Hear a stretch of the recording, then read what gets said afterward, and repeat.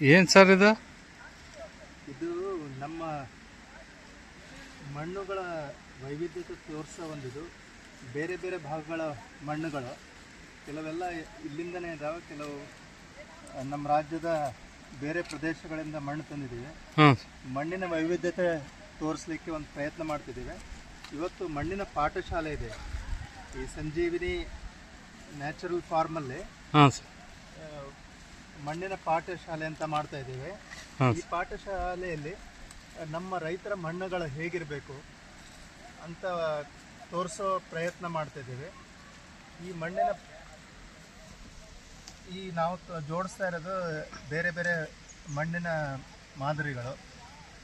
ಈ ಮಣ್ಣಿನ ಮಾದರಿ ತೋರಿಸೋ ಏನು ಇದು ಅಂದರೆ ವೈವಿಧ್ಯತೆಯನ್ನು ತೋರಿಸ್ತೇವೆ. ಇಷ್ಟು ಪ್ರಕಾರ ಬೇರೆ ಬೇರೆ ಪ್ರಕಾರದ ಒಂದು 30ರಿಂದ 40 ವಿವಿಧವಾದ ಬಗೆಯ ಮಣ್ಣುಗಳಿದೆ.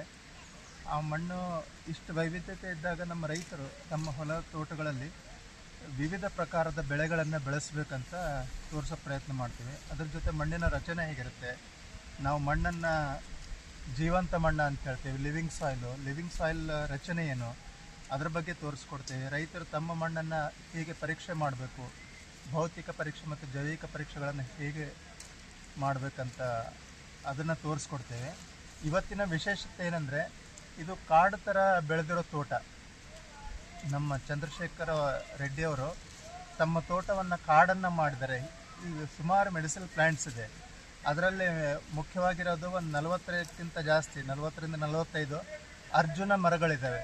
ಅರ್ಜುನ ಮರ ಹೃದಯ ಸಂಬಂಧಿ ಕಾಯಿಲೆಗಳಿಗೆ ತುಂಬ ಉತ್ತಮವಾದ ಇದು ಮರ. ಅದು ಇಲ್ಲಿದೆ, 40ರಿಂದ 45 ಇದೆ. ಅದರ ಬಿಟ್ಟು ಬೇರೆ ಸುಮಾರು ಮೆಡಿಸಿನಲ್ ಪ್ಲ್ಯಾಂಟ್ಗಳು, ಔಷಧಿ ಮರಗಳು, ಸಸ್ಯಗಳು ಮತ್ತು ಬಳ್ಳಿಗಳಿದ್ದಾವೆ.